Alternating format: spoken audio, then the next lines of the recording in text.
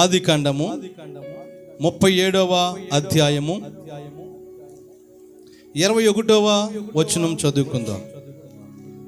రూబేను ఆ మాట విని, మనము వారిని చంపరాదని చెప్పి వారి చేతులలో పడకుండా అతన్ని విడిపించెను. దేవుడు తన పరిశుద్ధ వాక్యము మన వినికిడిలో దీవించును గాక. ప్రియులరా, ఈరోజు అంశము చెప్పేటువంటి అంశం ఏంటంటే, మనము కష్టాల్లో ఉన్నా, బాధల్లో ఉన్నా, ఇబ్బందుల్లో ఉన్నా, సమస్యల్లో ఉన్నా, ఏ పరిస్థితుల్లో ఉన్నా దేవుడు మనను విడిచిపెట్టి వెళ్ళిపోయే దేవుడు కాదు. దేవునికి స్తోత్రం. మనుషులైతే బెల్లం ఉన్నంతసేపు, తీపి పదార్థం ఉన్నంతసేపు చీమలు ఈగలు ఉన్నట్లుగా, మనుషులైతే మనమైతే అన్నీ ఉన్నంతసేపు మనం ఉంటాం, ఏమి లేకపోతే ఎవరు కూడా ఉండరు. దానికి ఉదాహరణగా తప్పిపోయినటువంటి కుమారుడు తండ్రి ఆస్తిని తీసుకుని అతడు దూరాంతరం వెళ్ళిపోయి దుర్వ్యాపారం చేసి పాడు చేసి ఉన్నటువంటి పరిస్థితిలో కరువు వచ్చినప్పుడు వచ్చినటువంటి స్నేహితులు, మరి చెడు ఆలోచనలు, చెడ్డ ఆలోచనలు ఇచ్చినటువంటి స్నేహితులు అతన్ని వదిలి వెళ్ళిపోయారు. ఎందుకంటే డబ్బంతా అయిపోయింది, తెచ్చినటువంటి ఆస్తి అంతా కూడా అయిపోయింది. చివరికి ఈ చిన్న కుమారుడికి, తప్పిపోయిన కుమారుడికి బుద్ధి వచ్చినప్పుడు తన తండ్రి ఇంటికి వెళ్తానని చెప్పి అనుకుని ఇంటికి వెళ్ళాడు. ప్రియులారా, మన జీవితాల్లో మన దేవుడు ఎలాంటి వాడంటే, కష్టాల్లో ఉన్నప్పుడు, శ్రమల్లో ఉన్నప్పుడు వదిలి వెళ్ళిపోయే దేవుడు కాదు. మనుషుల ప్రేమ ఎలాంటిదంటే కొంచెము వరకే, కానీ యేసయ్య ప్రేమ అంతము వరకు. అందరి ప్రేమ అంతంతము వరకు, అంతంత వరకే యేసయ్య ప్రేమ అంతము వరకు. దేవునికి స్తోత్రం చెప్పండి. ఇక్కడ జరిగినటువంటి సిచ్యువేషన్ ఏంటంటే, యోసేపు అనేటువంటి 16 ఏళ్ల వాడైనటువంటి ఒక వ్యక్తి ఉన్నాడు. యాకోబుకు మరి ఉన్నటువంటి కుమారులు బాగా ప్రేమించినటువంటి, ఎందుకు బాగా ప్రేమించాడు అని చెప్పానంటే, ఇలాగ ఎందుకు బాగా ప్రేమిస్తున్నాడంటే, ఈ వ్యక్తి కుమారులందరిలో కూడా చాలా దేవుని యందు భయభక్తులు కలిగినటువంటి కుమారుడు. దాన్ని బట్టి తండ్రికి చాలా ఈ కుమారుని బట్టి సంతోషం వేసింది. ఈ కుమారుని బట్టి చాలా హ్యాపీ ఫీల్ అయ్యి సంతోషిస్తూ ఆనందిస్తున్నటువంటి కుమారుని ప్రేమిస్తూ ఉన్నాడు. అలా ప్రేమిస్తున్నటువంటి తన తమ్ముడైనటువంటి తమ్ముడిని ప్రేమిస్తుంటే అన్నలందరికీ కూడా చాలా కోపం వచ్చేసింది. తండ్రిని ఒక్కనే ఎందుకు ప్రేమించాలి, వీడిని ఎలాగైనా సరే లేపేద్దాం, వీడిని ఎలాగైనా సరే లేకుండా చేద్దామని ప్రయత్నాలు చేశారు. ప్రయత్నాలు చేసినటువంటి సమయంలో ఒక రోజున తన అన్నలందరూ కూడా మరి ఆ యొక్క ఉన్నటువంటి పరిస్థితుల్లో చాలా దూర ప్రదేశంలో ఉన్నప్పుడు, పొలంలో ఉంటున్న సమయంలో మందను మేపుతున్నటువంటి పరిస్థితుల్లో వారికి కొంచెం ఆహారము తీసుకువెళదామని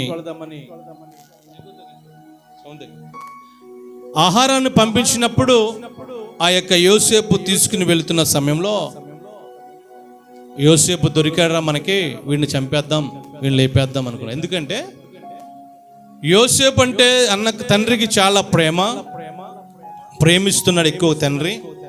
వీడిని ఎలాగైనా చంపేద్దామని అన్నలందరూ కూడా ప్లాన్ చేశారు. ప్లాన్ చేసే సమయంలో యోసేపుకు ఒక కల వచ్చింది. ఏంటంటే, అన్నలందరి యొక్క పనులన్నీ కూడా యోసేపు పనకి నమస్కారం చేస్తున్నాయి.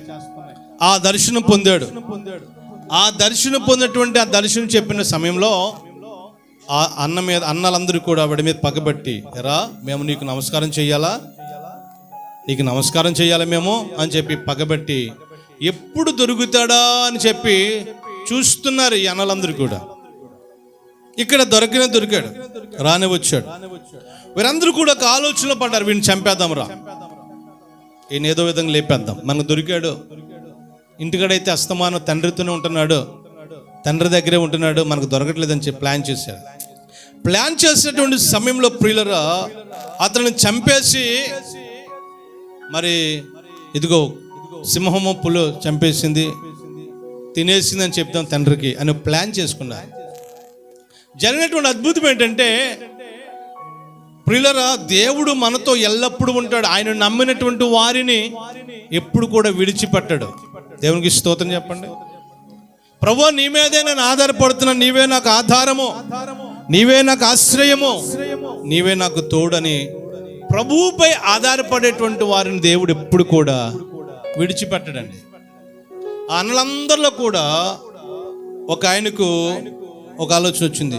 ఆ రూబేన్ అంటున్నాడు, ఆ మాట విని మనం వారిని చంపద రాదని చెప్పి వారి చేతుల్లో పడకుండా వారిని విడిపించాడు రూబేన్. రూబేన్ అనేటువంటి యొక్క అన్న ఏం చేస్తాడంటే, వీడిని చంపకూడదు, మనం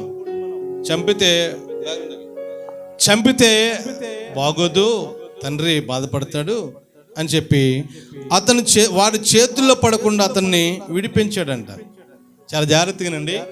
మనము దేవుని యందు భయభక్తులు కలిగి జీవిస్తే, దేవునిపై ఆధారపడితే, దేవుడు ఎప్పుడు కూడా మనను మోసం చేయడు. రాయి తగులకుండా దేవుని యొక్క దూతలకు ఆజ్ఞాపిస్తాడంట. నా బిడ్డలు బయటికి వెళ్తున్నారు, నా బిడ్డలు పనికి వెళుతున్నారు, నా బిడ్డలు పని మీద వెళుతున్నారు, నా బిడ్డలు ప్రయాణమై వెళుతున్నారు, వారిని కాపలాగా చూసుకోండి అని చెప్పి దేవదూతలకి ఆజ్ఞాపిస్తాడంట. దేవుడు మన పట్ల కార్యాలు చేస్తుంటాడు. దేవుడు మనల్ని ఎల్లప్పుడూ కూడా కాపాడుతూ ఉంటాడు, సంరక్షిస్తూ ఉంటాడు. మనకు ప్రమాదం జరగకుండా, అపాయం జరగకుండా, గుడారంలో మరి తెగులు సమీపించకుండా దేవుడు అంట మనల్ని ఎల్లప్పుడూ కాపాడుతుంటాడండి. నిన్ను కాపాడువాడు, ఇశ్రాయేలుని కాపాడువాడు కునుక్కడు నిద్రపోడు. జాగ్రత్తగానండి. ఇశ్రాయేలుని కాపాడువాడు కునుక్కడు నిద్రపోడు. ఆయన శారీరకంగా ఉన్నటువంటి సమయంలో ఒక రోజున దోణిలో నిద్రపోయాడు. చిన్న దోణిలో శిష్యులందరూ కూడా దోణిలో ఉన్నారు. అందులో అమరమన తలగడగా చేసుకుని దోణిలో ఆ భాగం ఎక్కడ ఉంటుందంటే, దోణిలో ముందు భాగం ఉంటుంది. ముందు భాగంలో ప్రభువారు అలాగా కునుపాటు అంటే ఆయన శారీరకంగా ఉన్నాడు కనుక, రక్తమాంసంతో ఉన్నాడు కనుక ఆయనకు అలా చిన్న కునుకుపాటుగా నిద్రపోయాడు. నిద్రపోతుని లోపే పెద్ద తుఫాను, అలజడి, మునిగిపోయే పరిస్థితి, అల్లకొలం అయిపోయింది. ఒక్క సెకండ్ కునుకుపాటుతోనే ఏమైపోయింది తెలుసు, అల్లకొలం అయిపోయింది. దోణె మునిగిపోయేటువంటి పరిస్థితికి వచ్చింది. అప్పుడు ఆయనను ఈ శిష్యులు అన్నారు, అయ్యా మేము మునిగిపోతున్నాం, మమ్మల్ని కాపాడండి బాబు అని కేకలు వేసినప్పుడు ఆయన ఏం చేస్తే తెలుసా, ఆయన లేచి సముద్రంలో గాలిని నిమ్మళమైపోమనగానే నిమ్మళమైపోయినాడు. దేవునికి స్తోత్రం చెప్పండి. మన పక్షమున దేవుడు యుద్ధం చేస్తాడు. మన పక్షమున దేవుడు ఉంటాడు. మన కష్టాలు ఉన్నప్పుడు మనం అనుకుంటాం, దేవుడు చూడలేదు, నా బాధల్లో దేవుడు చూడలేదు, నా ఇబ్బందులు దేవుడు చూడలేదు, నా సమస్యలు దేవుడు చూడలేదు, నన్ను పట్టించుకోవట్లేదు, ఈ లోకమైనటువంటి మరి బంధువులు, రక్త సంబంధులు, తోబుట్టులు, నానటువంటి వారు పట్టించుకోకపోయినా ఈయనైనా పట్టించుకోవట్లేదు అని ఒక్కొక్కసారి మనం బాధపడుతూ ఉంటాం. ఆయన మనల్ని చూడట్లేదు అనుకుంటాం, కానీ దేవుడు మనతో ఎల్లప్పుడూ ఉంటాడండి. ఇక్కడ అన్నలు ఈ తమ్ముడిని చంపేద్దాం అనుకున్నారు. చంపేసి ఒక మేకపిల్లని, అక్కడ ఉన్న గొర్రె పిల్లని చంపేసి ఆ రక్తంలో వీడి వస్త్రాలు ముంచేసి తీసుకెళ్ళి చంపేసింది ఒక సింహం అని చెప్పి చూపిందామని ప్లాన్ వేశారు. వీడు గోల ఉండదు, ఇంకా వీడిని చంపేద్దాం, వీడిని నాశనం చేసేద్దామని ప్లాన్ చేశారు. కానీ దేవుడు ఒక వ్యక్తిని, అంటే ఒక అన్నని ఎన్నుకొని, అరే వీడిని చంపకూడదు, వీడిని ఆ కర్మలత పాపం మనకెందుకు, మనం చంపొద్దు అని చెప్పి ఏం చేశారంటే, పిల్లరా ఒక గుంటలో పడవేశారు. గుంటలో పడేసినటువంటి వాడిని మళ్ళీ తీసి ఇలాగే ఉంటే బాగోదని చెప్పి ఆ దారిని పోయేటువంటి ఒక బాటసారికి అమ్మేశారు. అయిపోయింది, వీడి పేడ వదిలిపోయింది అనుకున్నాను.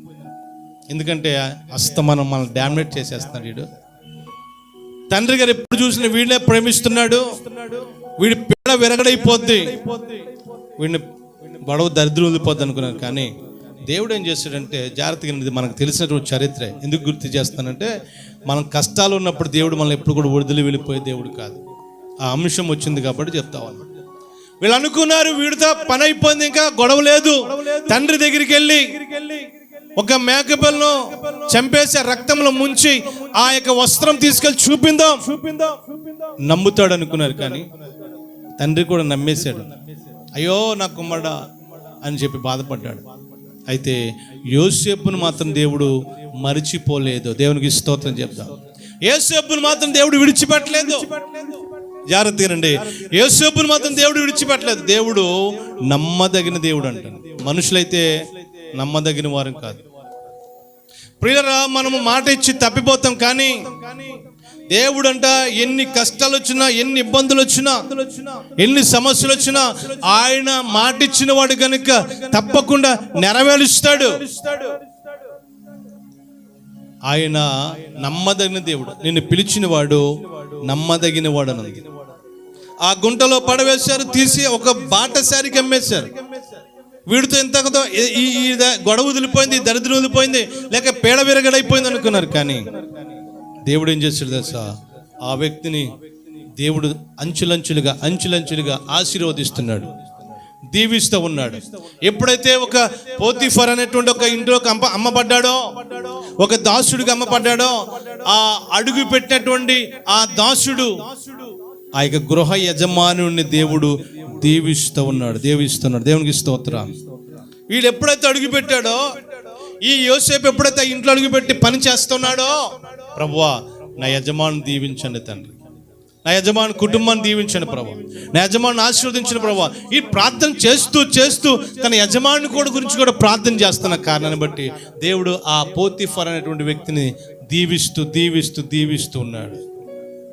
ఎంతగా దీవించాడంటే, నా భార్యని తప్ప నాకున్న ప్రతిదీ కూడా నీకు అధికారం ఇస్తానని చెప్పి అన్నీ కూడా అప్పగించేసాడు. అంత నమ్మకంగా దేవుడు మరి ఈ యొక్క యోసేపును దీవించాడు ప్రియులారా.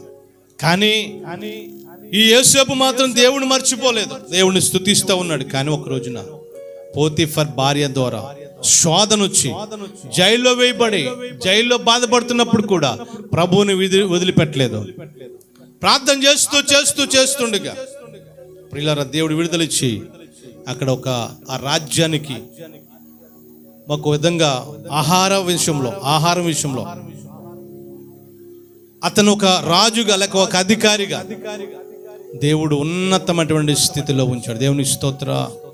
కష్టాల్లో ఉన్నప్పుడు నిన్ను నమ్ముకున్నటువంటి వారు, నువ్వు నమ్ముకున్నటువంటి వారు, లేక నీవు ప్రేమిస్తున్నవారు, మనము ప్రేమిస్తున్నటువంటి వారు, నేను ఉంటాను నీకు తోడుగా, నిన్ను ప్రేమగా చూసుకుంటాను అనుకున్నటువంటి వారు వదిలి వెళ్ళిపోతారేమో. కానీ యేసయ్య కష్టములలో నష్టములలో తోడుండేటువంటి దేవుడు.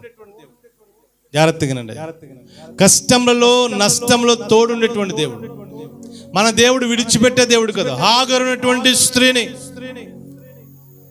అక్కడ వదిలివేయబడినప్పుడు ఎక్కడికి వెళ్ళిపో అని అబ్రహాం పంపించేసినప్పుడు, ఎక్కడికి వెళ్ళాలో అర్థం కానటువంటి పరిస్థితుల్లో ప్రయాణమై వెళుతున్న సమయంలో తెచ్చుకున్న ఆహారం అయిపోయింది, తెచ్చుకున్న నీళ్ళు అయిపోయినాయి. ఏం చేయాలి అర్థం కాని పరిస్థితిలో ఆ మిట్ట మధ్యాహ్నం ఎండ వేళలో ఆ ఎడారిలో ఆ కుమారుడు మరణం చూడలేక అల్లంత దూరంలో పడుకోబెట్టి దూరంగా వెళ్ళి మరణం చూడలేక బాధపడుతూ ఏడుస్తుంటే అక్కడ ఉన్నటువంటి కుమారుడు మొర, ఇక్కడ తల్లి మొర దేవుడు ఆలకించి అక్కడ నీటి మొగ్గను పుట్టించాడండి. ఎక్కడండి? ఎడారిలో. ఎడారిలో. ఒక్కరోజు పైపు రాకపోతే మన ఊళ్ళో, ఒక్కరోజు మనకి 2 రోజులు నీళ్ళు రాలేదనుకో ఏమైపోతుంది? ఇబ్బంది పడిపోతాం లేదా? ఎడారిలో నీళ్లు దేవుడు ఇచ్చాడంట, నీటి బుగ్గను పుట్టించాడు దేవుడు. మన దేవుడు కష్టాల్లో మర్చిపోయే దేవుడు. అందుకని ఈ సంవత్సరం దేవుడిచ్చిన వాగ్దానము, మన సంఘానికి దేవుడిచ్చిన వాగ్దానం ఏంటంటే, అపోస్తుల కార్యములు 18వ అధ్యాయము 10వ వచనం ఉంటుంది. ఈ సంవత్సరంలో దేవుడు సంఘానికి ఇచ్చినటువంటి ఒక వాగ్దానం ఏంటంటే, నేను నీకు తోడై ఉన్నాను. I am with you. నేను నీకు తోడై ఉన్నాను. ఒకసారి చదువుకుంది అపోస్తుల కార్యములు 18వ అధ్యాయము 10వ వచనంలో, నేను నీకు తోడై ఉన్నాను, నీకు హాని చేయుటకు నీ మీదకి ఎవడు కూడా రాడు. జాగ్రత్తగానండి. తెగులైనా, రోగమైనా, వ్యాధైనా, కష్టమైనా, నష్టమైనా, ఇబ్బందులైనా, ఏదైనా సరే నిన్నేమి కూడా చేయలేవు. నేను ఏది కూడా చేయలేవు. ఇక్కడ అంటాడు పరిశుద్ధాత్మ దేవుడు ఏమంటాడు పౌలుతో, నువ్వు భయపడక మాట్లాడుము, మౌనంగా ఉండకము, నేను నీకు తోడై ఉన్నాను, నీకు హాని చేయటకు నీ మీదకి ఎవడు రాడు. ఎవడైనా వచ్చినా దేవుడు ఏం చేస్తా తెలుసు, వాడు పక్షంలో యుద్ధం చేస్తాడు. ఆ పౌలు గారి పక్షంలో యుద్ధం చేస్తాడు. నేను నీకు తోడుకున్నాను, నిలో పర్లేదు, నీ మీదకి హాని చేయడానికి ఎవడు కూడా రాడు. హాని చేయడానికి తెగులు కానీ రోగం కానీ ఈరోజు ఈ నూతన ఈ యొక్క సంవత్సరంలో ఈ యొక్క పిల్లల నూతనమైనటువంటి నెల మరొక నెలలో ప్రభు ఇచ్చినటువంటి యొక్క వాగ్దానం గుర్తు చేస్తున్నాడు. ఏంటంటే నీకు హాని చేయటకు ఎవడు కూడా నీ మీదకి ఏ రోగము కానీ తెగులు కానీ ఆర్థిక పరిస్థితులు కానీ ఏ సమస్య కానీ ఏది కూడా రాదు. ఎందుకంటే నీకు తోడై ఉన్నాడు దేవుడు. ఇక్కడ అంటాడు, నేను నీకు తోడై ఉన్నాను. యోసేపుకు దేవుడు తోడై ఉన్నాడు. అన్నలు ఏమని చేయలేకపోయారు. నూతులో పడేస్తే నువ్వే చేయలేకపోయింది. బాటసారికి అమ్మేస్తే బాటసారి కూడా ఏం చేయలేపాడు. ఆఖరికి పోతిఫర్ భార్య కుటుంబంలో భార్య కూడా శోధనకు గురి చేస్తే పోతిఫర్ భార్య కూడా ఏం చేయలేకపోయింది. ఎందుకంటే ఇవన్నీ చూస్తుంటే మనం అర్థం చేసుకోవాల్సింది ఏంటంటే దేవుడు నీతో ఉంటే నిన్ను ఎవడు కూడా తాకలేడు, ఎవడు కూడా నిన్ను ముట్టలేడు, ఎవడు కూడా నీ మీదకి రాలేడు. నీ పక్షమున దేవుడు ఉన్నాడు కనుక నీకు సహాయం చేస్తాడు కనుక ఎవడు ఏం చేయలేడు. అంతా కూడా పటాపంచలైపోతుంది. అపోస్తలుడైన పౌలుతో చెప్తున్నాడు, ఇదిగో నీవు మౌనంగా ఉండకుండా మాట్లాడు, నేను నీకు తోడై ఉన్నాను. అద్భుతం కదండి మాట ఏంటంటే అద్భుతం. నేను నీకు తోడై ఉంటాను అన్న వాళ్ళందరూ కూడా వదిలేసి వెళ్ళిపోతారు. ఒకప్పుడు నీకు నేను తోడుగా ఉంటాను అండగా ఉంటాను అన్న వాళ్ళందరూ కూడా ఒక రోజున భార్య భర్తలు ఇద్దరు కూడా ఒకరి భుజం మీద ఒకరు చేసుకుని కొత్తగా పెళ్ళైన సమయంలో కొత్తగా పెళ్ళైనటువంటి ఆ భార్య భర్తలు ఒక అడవిలో నడుచుకుంటూ వెళ్ళిపోతున్నారు. ఈ వ్యక్తి చెప్తున్నాడు, నేను నీకు తోడుగా ఉంటాను, అండగా ఉంటాను, నువ్వు ధైర్యంగా ఉండి పర్లేదు, నీకు లైఫ్ లాంగ్ నేను చూసుకుంటాను, నీకు ఏది కాలం అన్ని చూస్తాను అని చెప్పి ధైర్యంగా కొన్ని మాటలు చెప్పుకుంటూ వల్లించుకుంటూ వెళ్తున్నాడు. భార్యతో చెప్తున్నాడు భర్త. భార్యతో చెప్పుకుంటూ భర్త వెళ్తున్నాడు. భార్య భర్త ఇద్దరు ఒకరి మీద ఒకరు చేసుకుని మాట్లాడుకుంటూ వెళ్తున్న సమయంలో ఎదురుగా ఒక అడవిలో ఎదురుగా ఒక ఎలుగుబంటి వచ్చేస్తుంది.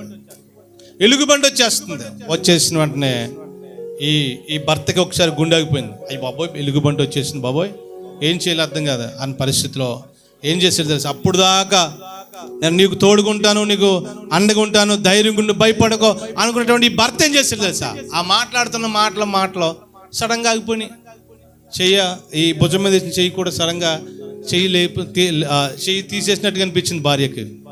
ఏమిటని చెప్పి చూసే లోపే ఈ స్వరం ఆగిపోయింది. ఏంటి నా మీద వేసినట్టు నా భర్త చెయ్యి కూడా తీసేసాడు ఏంటని ఆ క్షణంలో చూసే లోపే ఈ కుర్రోడు కొత్తగా పెళ్ళినటువంటి భర్త టపా చెట్టు ఎక్కేసాడు అంట. అక్కడ పక్కన ఒక చెట్టు ఉంది, చెట్టు ఎక్కేసాడు టక. అయ్యి బాబు ఇదేంటారు, ఇప్పుడు దాకానేమో నీతో ఉంటానన్నాడు, తోడుగా ఉంటానన్నాడు, నీకు అండగా ఉంటానన్నాడు, అదేంటి ఇలాగ వెళ్ళిపోయాడని చెప్పి ఇప్పుడు ఆమె ఏం చేయాలి అర్థం కాక, అయ్యి బాబు ఇప్పుడు వరకు చెప్పినోడు ఇలాగ వెళ్ళిపోయాడేంటి, ఇప్పుడు ఏం చేయాలి నాకు అర్థం కాని పరిస్థితులు, అతనేమో ఎలుగుబంటి వచ్చేస్తుంది. ఎలాగని భయపడిపోతున్న సమయంలో ఒక ఆలోచన వచ్చి సడన్గా అమ్మాయి తన భార్య ఏం చేసింది, వెంటనే పడిపోయింది. అక్కడ పడిపోయి ఊపిరి బిగబెట్టి చచ్చిపోయినటువంటి విధంగా ఊపిరి బిగబెట్టేసి ఈలోపు ఎలుగుబంటి అక్కడ దాకా వచ్చింది. ముక్కులో వాసన నోరు పెట్టి చూసింది, చెవులో పెట్టి చూసింది, మొత్తం బాడీ అంతా కూడా వాసన చూసింది. బిగబెట్టేసింది కదా, చచ్చిపోయినట్టుగా ఈ అమ్మాయి యాక్ట్ చేసి పడిపోయి చచ్చిపోయినట్టుగా యాక్ట్ చేసింది. కాబట్టి ఆ ఎలుగుబంటి వచ్చి చుట్టూ వాసన చూసి ఇది చచ్చిపోయిన శవం అనుకుంటే ఇది ఎందుకులే నాకు అని చెప్పి మళ్ళీ తన దారిని అది వెళ్ళిపోయింది. ఈలోపు ఈ ఎలుగుబంటి అంత దూరం వెళ్ళిపోతున్న సమయంలో ఈ పక్కనే ఉన్నటువంటి భర్త ఆ చెట్టు ఎక్కేసినటువంటి వాడు టపాటపడి ఎలాగైతే ఎక్కాడు అలాగే టక మళ్ళీ దిగి వచ్చేసి భార్య అని అంటున్నాడు. మళ్ళా చెయ్యేసి లేపి అమ్మాయిని ఆ భార్యను లేపి అంటాడు. మళ్ళీ భుజమే చెయ్యేసి నేను నీకు తోడుకుంటాను, నీకు అండగా ఉంటాను, ధైర్యంగా ఉండి పర్లేదు అంటున్నాడు.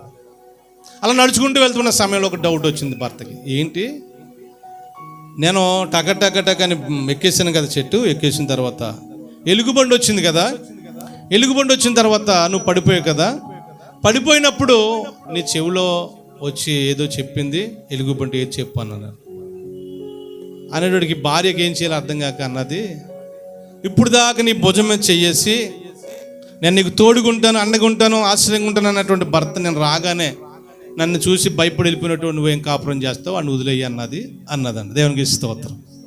అంటే జ్ఞానవంతురాలు తన ఇల్లును కట్టును అని జ్ఞానంతో మాట్లాడేట మాట. అప్పుడు దాకా ఏం చెప్పాడంటే నేను నీకు తోడుకుంటాను, అండగా ఉంటాను అన్నాడు. ఎలుగుబంటి రాగానే వెళ్ళిపోయాడు, పరిగెత్తుకు వెళ్ళిపోయాడు, అంటే చెట్టెక్కేసాడు. ఇంకా కష్టాలు వచ్చినప్పుడు, శ్రమలు వచ్చినప్పుడు ఇంకేం ఆదుకుంటాడు? భార్య కూడా తెలివిగా అన్నదే, అలాంటి వాడితో నువ్వేం కాపురం చేస్తావు, వదిలే అని చెప్పి ఎలుగుబడిని చెప్పింది అని. అంటే జ్ఞానంతో మాట్లాడేటువంటి విధంగా మాట్లాడాలి పిల్లలు. వాక్యము నేను ముందుకు వెళ్తున్నాను, కొద్ది మాటలు చెప్పి ముగిస్తాను. అపోస్తలుడైన పౌలుతో అంటాడు, నువ్వు ధైర్యం గుండి భయపడొద్దు, నేను నీకు తోడై ఉన్నాను, నీకు హాని చేయటకు ఎవడు నీ యొద్దకు, లేక ఎవడు నీ మీదకి, ఎవడు నీ వద్దకు రాడు. ఎందుకంటే దేవుడు మనకు ధైర్యంగా ఉన్నాడు, దేవుడు మనతో ఉన్నాడు. దేవుడు మనతో ఉంటే ఏ శత్రు సైన్యం కూడా మనల్ని ఏం చేయలేదు. ఎంతమంది వచ్చినా ఏం చేయలేదు. ఒక రోజున అన్నలందరూ కూడా యుద్ధానికి వెళ్ళారు. యుద్ధంలో బాగా 7 అడుగులు అయితే చాలా పెద్ద ఎత్తుకున్నటువంటి అజానుభావుడైనటువంటి ఒక ఫిలిష్తీయుడు అన్నాడు, సవాల్ చేస్తాడు. అప్పటికి 4-5 రోజులు అయిపోయింది. సవాల్ చేస్తాడు, మీలో దమ్మున్నాడు ఎవడైనా వచ్చి నన్ను ఓడించండి, ఎవడైనా ధైర్యం ఉన్నాడు ఉంటే నన్ను ఓడిస్తే మేము మీకు దాసులం అయిపోతాం. సవాల్ చేస్తున్నాడు. ఆ సమయానికి, ఆ టయానికి వాళ్ళందరూ కూడా యథావిధిగా వస్తున్నారు. ఇశ్రాయేల్ ప్రజలు అక్కడ వస్తున్నారు, శుభ్రం టిఫిన్ చేస్తున్నారు, కూర్చుంటున్నారు, డ్యూటీ ఎక్కుతున్నారు, కూర్చుంటున్నారు. ఆడు చేసే మాటలని కూడా వింటున్నారు. అయ్యి బాబాయ్ అని చెప్పి భయపడిపోతున్నారు. అలా మళ్ళీ మధ్యాహ్నం టైం అయిపోతుంది, మళ్ళీ భోజనం చేసేస్తున్నారు, మళ్ళీ వచ్చి కూర్చుంటున్నారు. మళ్ళీ ఆడు సవాల్ చేస్తున్నాడు, మీరు ఎవరైనా ధైర్యం ఉంటే నన్ను ఓడించండి అన్నాడు. అలాగా చాలా రోజులు, 3-4 రోజులు అయిపోయింది. ఏం చేయాలి అర్థం కావట్లేదు. వాడిని ఓడించేటువంటి ధైర్యం లేదు వీళ్ళకి, వాడిని జయించేటువంటి ధైర్యం లేదు. అటువంటి సమయంలో తండ్రి చెప్పాడు, అరే అన్నలో యుద్ధం దగ్గర ఉన్నారా నాన్న, నువ్వు వెళ్ళి ఆహార పదార్థాలు ఇచ్చినారని చెప్తే, ఈ దావీదు పట్టుకొచ్చిన సమయంలో జనమంతా మూగిపోయినారు. అక్కడ ఏంటి అని ఆలోచిస్తుంటే సవాల్ విసురుతున్నాడు. అక్కడ మీలో ఎవరైనా ఉంటే ధైర్యం ఉంటే నన్ను ఓడించండి, నా మీద యుద్ధానికి రండి అని సవాల్ విసురుతుంటే ఈ దావీదుకి చాలా ధైర్యం వచ్చింది. ఏ సున్నతి లేనివాడు జీవము గల దేవుణ్ణి బిడ్డల్ని అక్కడ దూషించడానికి ఎంతటి వాడు, వీడిని నేను ఎదిరిస్తాను అన్నాడు. అన్న దగ్గరికి వెళ్ళాడు, అన్నయ్య ఏంట్రీ గొడవ అంటే ఇలా సంగతి, ఎందుకు వచ్చావు నువ్వు ఎందుకు వచ్చావు, వెళ్ళు గొర్రెలు కాసుకోవచ్చు, వెళ్ళు, ఎక్కడికి ఎందుకు వచ్చావు నువ్వు, ఒక్క లాగి గోవ మీద కొట్టుంటే చచ్చి ఊరుకుంటావు అని చెప్పి పంపించేసి అన్నయ్య దగ్గరికి వెళ్తే మాట అన్నాడు. కొంతమంది దగ్గరికి లాగన్నారు.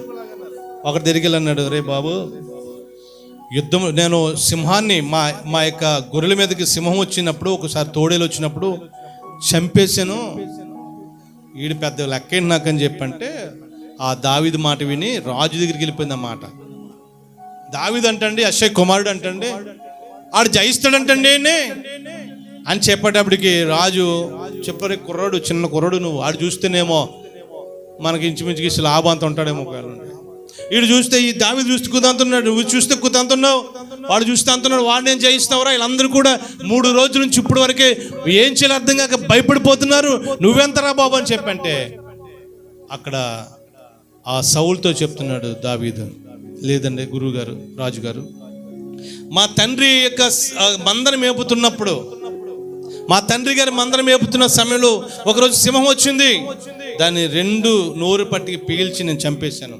ఇంకొకసారి తోడేలు వచ్చింది, దాన్ని చంపేశాను. దానికంటే పెద్ద గొప్ప ఏంటిడు, సున్నతి లేనటువంటి వాడు, జీవము గల దేవుని బిడ్డలను దూషిస్తున్నాడు, ఇలాంటి వాడు నేను చంపేస్తానని చెప్పాను. వీడు బాధపడలేక, దావీదు గారు బాధపడలేక సౌలు ఏం చేశాడు, వెళ్ళు నీ కర్మరబోను అనిపించని చెప్పాను. అప్పటికి యుద్ధ కవచాలు రాజుగారు ధరించేటువంటి ఏమంటారు, ఆ బాడీ ఉంటాయి, యుద్ధ కవచాలు ఉంటాయి, ఆ కవచాలు ఇచ్చారు. దాంట్లో మునిగిపోయాడు. చిన్న పిల్లోడికి పెద్దోళ్ళు షర్ట్ వేస్తే ఎలా ఉంటుంది, అలా మునిగిపోయాడు. నాకు ఇది పని అవ్వదండి బాబు అని చెప్పి ఒక ఒడిసెలు తీసుకుని ఆ రాళ్ళని ఎరుకుని కర్ర తీసుకుని వెళ్తున్న సమయంలో అంటే, నేను కుక్కను అనుకున్నావేంట్రా నా దగ్గరికి వస్తున్నావు. ఆ సమయంలో దావీదు ఏం చేశాడు, ఆ రాయితో గురి చూసి కొట్టేటప్పటికి ఒక్క రాయికే పడి చచ్చిపోయాడు. దేవునికి స్తోత్రం చెప్తాను, చెప్పండి హల్లెలూయా. అంటే మన పక్షమున దేవుడు ఉంటే జాగ్రత్తగా ఉంటే, శారీరకంగా చూస్తే ఫిలిష్తీయుడేమో పెద్దోడు, బాగా పొడుగైనటువంటి వాడు. శారీరకంగా చూస్తే దావీదు చాలా పొట్టివాడు. కానీ అక్కడ ఏమాత్రం కూడా కుదరదు. ఆ ఫిలిష్తీయుడు యుద్ధం చేయడానికి ఆరితేనటువంటి వాడు. కత్తి 2 సార్లు ఇటు తిప్పడంటే పేక ఎగిరిపోద్ది, తలక ఎగిరిపోద్ది. ఎలాగ యుద్ధం చేయాలి, ఎలాగ ఈ దావీదుని ఒక్క ఏటకేసేలో అనుభవం ఉన్నటువంటి వాడు. ఈ దావీదుకి ఏమి రాదు, ఓన్లీ కర్ర ఒకటి, ఒక తాడు, ఒడిసెల ఒకటి తప్ప ఇంకేం తెలియదు. అది శారీరకంగా చాలా అసాధ్యం. కానీ ప్రభువు అతనితో ఉన్నాడు కనుక, దేవుడు అతనితో ఉన్నాడు కనుక దేవుడు ఏం చేశాడు తెలుసా? అతని పక్షంన యుద్ధం చేశాడు. దేవునికి స్తోత్ర. అసలు ఆ ధైర్యంగా మాట్లాడటమే చాలా గొప్ప. ధైర్యంగా అంత మాట్లాడటమే. అన్నయ్య అన్నాడు, రే నీకు పని ఏంటి ఇక్కడ, ఇలా నీకు పని ఏంటని చెప్పి తిట్టాడు. కొంతమంది ప్రజలు కూడా అతలో పొన్నారు. మనం ఒకసారి పిల్లరా మన కష్టాలను చూసి, శ్రమలను చూసి అనిపిస్తుంది, అయ్యి బాబు పెద్ద సమస్యలు, ఈ పెద్ద చూడండి చిన్న చిన్న అక్షరాలు మరి కనపడినప్పుడు భూతద్దాలు ఎటు చూస్తారు చిన్నపిల్లలు, చిన్నప్పుడు ఉండే భూతద్దాలు. ఆ భూతద్దంలో ఇలా చూస్తే ఆ చిన్న అక్షరము పెద్ద అక్షరంగా కనపడుతుంది. కానీ అది పెద్ద అక్షరమా? కాదు, అది పెద్ద అక్షరం కాదు, చిన్నదే. కానీ మనం పెట్టినటువంటి ఆ ఆయుష్కాంతం లేక భూతద్దం, దాన్ని బట్టి ఏమవుతుంది తెలుసా? ఈ అద్దాన్ని బట్టి మనం చూసే చూపుని బట్టి ఆ అక్షరం పెద్దదవుతూ ఉంది. దేవునికి స్తోత్రం చెప్పండి. మన సమస్యలు, కష్టాలు, ఇబ్బందులు ఇవి కూడా అంతే. మనం ఏం చేస్తామంటే పెద్ద భూతద్దంలో పెట్టి చూస్తాం. ఈ ఈ ఈ చిన్న కష్టాలు ఏం చేస్తామంటే భూతద్దంలో పెట్టి పెద్దగా చూస్తాం. దేవుడు ఏం చేస్తాడు తెలుసా? వాటి నుంచి నిన్ను విడిపించే దేవుడు, నిన్ను రక్షించే దేవుడు. మనం అర్థం చేసుకోవాలి ప్రియులరా. ఇక్కడ యోసేపును దేవుడు ఎంతగా కాపాడుతూ వచ్చాడంటే, అనుక్షణము అనుదినము సాతాను ఆ వ్యక్తిని నాశనం చేయాలని, అనుక్షణము సాతాను అతన్ని చంపేయాలని చూస్తున్నప్పుడు అన్నిట్లో కూడా పోతిఫర్ భార్య అన్నది, నాతో పాపం చేస్తే నీకు ఇదంతా కూడా అంటే నీకు ఉన్నతమైన స్థితి ఇస్తానని చెప్తాను. దేవుడు అన్నాడు. అప్పుడు ఆయన ఏమన్నాడు తెలుసు? అప్పుడు నా దేవునికి నేను వ్యతిరేకంగా నేను పాపము చేయను.